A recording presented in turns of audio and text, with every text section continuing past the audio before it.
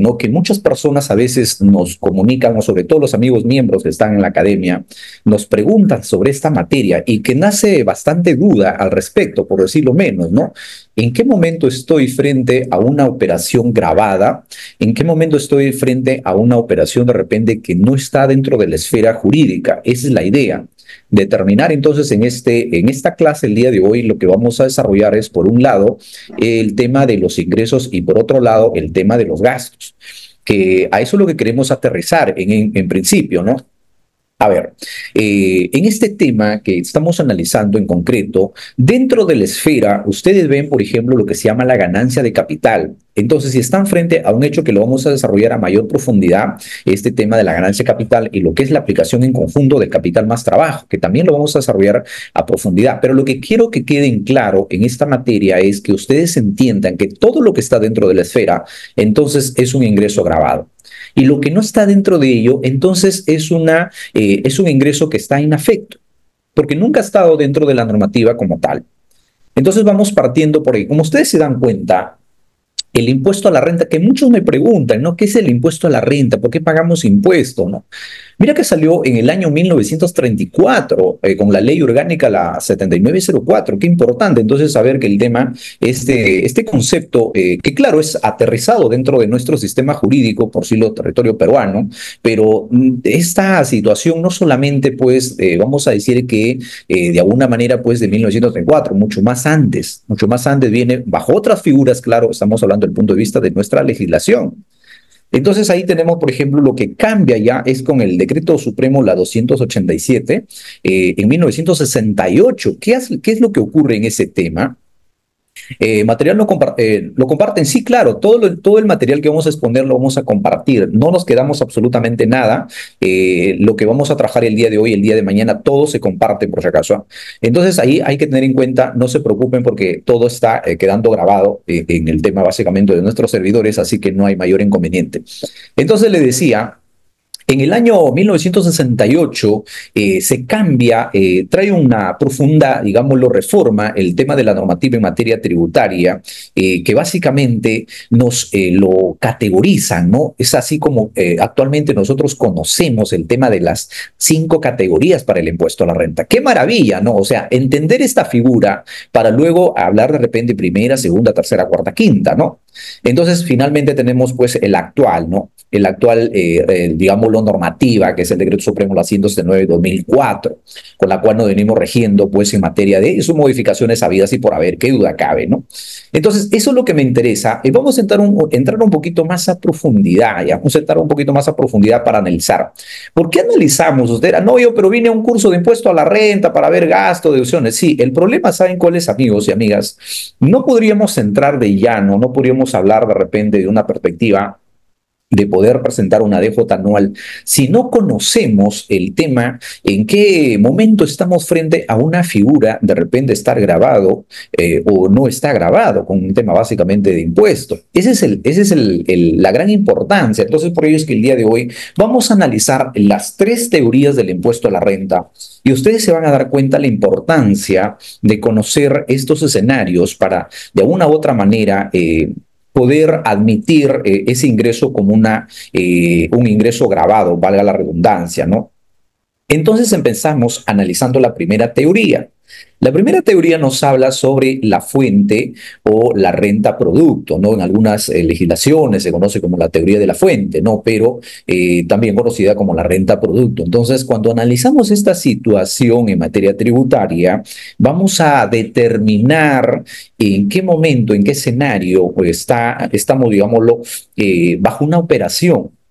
Yo siempre les he comentado sobre la hipótesis de incidencia en materia tributaria, porque la norma nos habla de manera abstracta, que está tipificado, está establecido dentro de ello, pero en tanto no se pueda materializar, en tanto no se pueda o no se lleve a cabo lo que está establecido en la norma, pues no podríamos decir entonces que estamos sujetos a un tema de impuesto, ¿no? Y para ello son el tema de las teorías, básicamente. Las teorías son temas económicos, básicamente para poder determinar y que luego nuestra legislación de alguna manera recoge esa información. Muy bien. No dice que el tema de la renta producto se define, en todo caso, como que provenga de una fuente durable, susceptible de generar ingresos periódicos. Este es el tema que nos conlleva al análisis en materia tributaria. Entonces me están diciendo, a ver, y esto por si acaso lo encontramos ¿dónde? En el artículo 1 del literal A de la ley del impuesto a la renta, tal cual. Lo van a encontrar tal cual. Entonces, cuando yo analizo esta figura, me dicen, a ver, entonces, si yo, ¿a qué se refiere que me diga que cuál es la fuente, digámoslo? ¿A qué se refiere la fuente? ¿A qué se refiere cuando dice susceptible de generar ingresos, digámoslo, periódicos? Y entonces cuando se analiza la situación en ese entendido, profesor dice, buenas noches, ¿qué tal? Llaman renta de fuente extranjera, por ejemplo, claro, ahí ya vienen otras situaciones, ¿no? Viene, por ejemplo, la renta de fuente peruana, la fuente extranjera, etcétera, etcétera. Pero en principio lo que queremos es analizar cuándo estamos frente a ello. Es decir, a ver, si me dicen entonces, por poner un ejemplo, ¿no? En qué momento yo estoy bajo circunstancia de aplicar una fuente durable, ¿no? Ejemplo, tengo un carro, ¿no? Perfecto. Ese carro lo utilizo realmente para generar ingresos. Perfecto. Entonces estaríamos explotando esa fuente que va a ser de manera, pues, digámoslo, periódica. Y eso es lo que graba justamente en materia, ya nuestra legislación lo ha aterrizado esa teoría, decir, bueno, si tú tienes un carro y obviamente tienes un alquiler, ya tienes un ingreso. Y eso es tema periódico. ¿Qué otro ejemplo podríamos hablar sobre la renta producto? Podríamos hablar sobre el tema de la prestación de nuestros servicios profesionales. También, porque nosotros prácticamente lo que estamos generando ingresos a través de la profesión que tenemos. Me dejo entender, entonces ahí tenemos de manera periódica, cuando por ejemplo el contador se va pues todos los días, todos los meses a la empresa a trabajar, está explotando su profesión, está generando renta, está produciendo renta. Y lo importante dentro de esta teoría es que la fuente que lo produce pues no se termina con el tema, digámoslo, de la primera o la segunda generación, sino por el contrario, permanece, genera nueva renta. Por eso es importante determinar en ese escenario cuando se analizan los ingresos de la empresa. Y hay gente que me dice, ¿y si vendo mi carro, entonces qué pasa?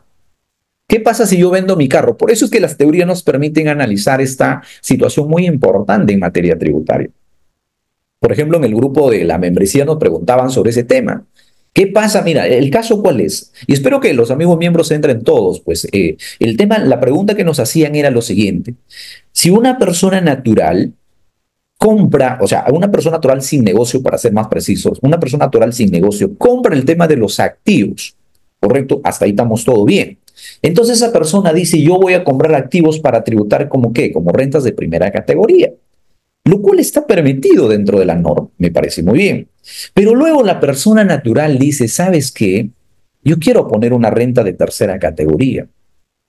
¿Y cuál van a ser los activos comprometidos en materia de la realización de la actividad de tercera categoría? Los mismos activos que estaban en la primera categoría. Los mismos activos. La pregunta que nos formulaban era lo siguiente. Cuando yo vendo sus activos, que lo tengo dentro de la contabilidad de la tercera categoría, ¿debo emitir un comprobante? ¿Debe gravar impuestos? Esa es la interrogante. No obstante que el tema de la renta de primera categoría, como es primera, no necesita de repente determinar costo-gasto. Simplemente, pues lo vendieron y sin comprobante y sin más. Pero ahora yo soy tercera categoría. ¿Cómo puedo hacer esa figura si no tengo el comprobante? Esa es la situación entonces cuando analizamos frente a este tema de la renta producto. Entonces la respuesta es sí, señor, tienes que emitir un comprobante. ¿Pero por qué si cuando yo compré no tenía comprobante? El problema, ¿saben amigos cuál es el detalle ahí? El caso es que ya se ha desarrollado la jurisprudencia en esa línea, que cuando los activos están comprometidos dentro de la renta de tercera categoría, entonces estos activos generan renta de tercera categoría. Por el contrario, yo podría ser persona natural que tengo renta de primera y renta de tercera, pero los activos lo tengo por separado, que están comprometidos la renta de primera y solamente la renta de tercera. No están vinculados una con la otra. Bajo esa circunstancia, entonces, si tú vendes el activo que no está comprometido dentro de quiero decir, comprometido que no está dentro de la contabilidad de la tercera categoría, lo vendes, lo vas a vender entonces como renta de primera. ese activo va a estar comprometido solamente con la renta de primera. Pero si te vendes un activo que está comprometido en la renta de tercera, entonces en esa circunstancia tienes que dar el tratamiento como tal. Y ahí puede derivarse una confusión en este tipo de renta primera, segunda. Pero mira, qué importante es determinar entonces la renta producto. Porque vuelvo y recalco, existen los activos o el trabajo que lo produce realmente. Por eso dice es una susceptible de generar ingresos periódicos. Y si yo la vendo, ya la vendí el activo, ya pues ya no puedo generar. Entonces, ¿qué tipo de renta podría ser? ¿Flujo de riqueza? Podríamos estar frente a ese escenario. Entonces, es importante, amigos, todo el artículo uno, amigos, cuando quieran analizar esta materia, lo que tienen que revisar es artículo uno al 3. El uno al 3 nos dice mucho sobre el tema de la tributación en materia, lo que corresponde al impuesto a la renta. Miguel pregunta, dice, se vendió durante 3 carros, están grabados. Claro, lo que pasa es que ahí entra a tallar justamente una circunstancia de la habitualidad. Ese es el tema, ¿no? Claro, yo como persona natural, que vamos a comentar en un momento, puedo vender el tema de mis, digámoslo, unidades, pero lo puedo vender pues bajo renta de primera categoría. Pero si yo ya me dedico al tema de la venta de manera recurrente, de manera habitual, entonces habría que analizar la habitualidad desde el punto de vista del impuesto a la renta y el tema también lo que corresponde pues para el IGB. Ese es el tema, por eso es que hay que determinar con fehaciencia de estos casos en materia básicamente tributaria. A ver, Robert dice, pero esos activos del carro usted dice el crédito fiscal al momento de adquirirlo. Pero a ver, cuando ya tú me dices que no usé el crédito fiscal al momento de adquirirlo, claro, pues seguramente la has comprado con el tema renta de primera categoría, lo cual no existe ahí tema de crédito fiscal. Me dejo entender, entonces, por eso es importante, mira, analizar esa figura. Entonces, teniendo en cuenta el tema ya de la renta producto, que me dice que básicamente se produce, ¿por qué? Por la generación de la renta, en el entendido que yo como persona puedo prestar mis servicios y tener un ingreso recurrente que duda cabe. Puedo tener un activo que me genera renta que duda cabe. Puedo tener dinero que lo pongo al banco y me genera los intereses mensuales que duda cabe. Lo puedo prestar a un tercero también. Entonces, cuando hablamos de esta teoría, lo que nos dice que la fuente no se extingue, sino que genera nueva riqueza. Esa es la renta. Ahora, bajo esta perspectiva, pues no, vamos a analizar la otra situación. Entonces, cuando uno analiza bajo esa perspectiva, hay un tema importante con esta teoría, ¿no? Mira la pregunta que nos formulan en ese caso. Para esta teoría, los ingresos por concepto de loterías, juegos, etcétera, ¿estarían grabados? Eso es lo que nos preocupa definir, estimados amigos. ¿A quién no se lo ha preocupado esa situación? Si yo estando frente al análisis de la renta producto, ¿qué pasa con el tema de las loterías? Oye, si una empresa gana el tema de la lotería, los juegos online, toda esta figura, ¿estarían grabados realmente con impuesto a la renta? Pues adivinen qué nos dice esta teoría. Esta teoría nos dice que no es parte de ello, no lo importa, dice esta teoría, si no estarían comprendidos dentro de ello. Porque recuerden la definición que nos dice la fuente durable, susceptible. Oye, si yo me gano la lotería, eso no es una fuente durable que me pueda, digámoslo, ser susceptible de poder generar periódicamente ingresos. No, lo gané porque, bueno, sí, pues tengo la buena estrella, ¿no? Entonces, pero no va más.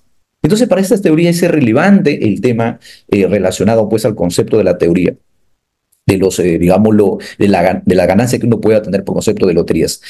A ver, voy a responder las preguntas. Vero me pregunta, dice, si hay habitualidad en el alquiler de un auto como persona natural con negocio, ¿puedo aplicar la renta de primera o tercera categoría? Esa es una buena pregunta, mi estimada Vero.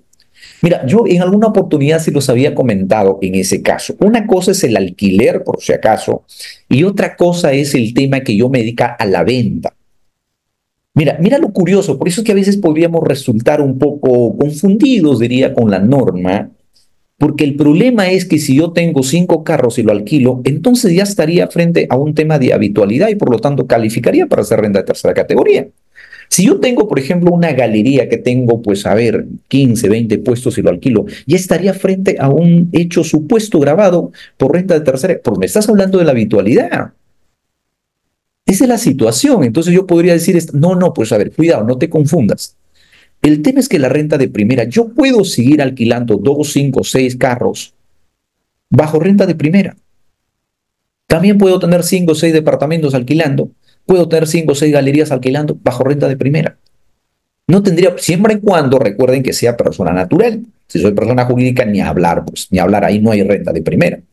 Entonces, por ello les digo, cuidado con este tema de la confusión de repente, pero si yo me dedico a la venta, entonces vendo 3 terrenos, digámoslo, 3 ventas al año, entonces ya se convierte habitual, ya no podría ser de repente pues como una renta de segunda, de venta de repente de lo que son inmuebles.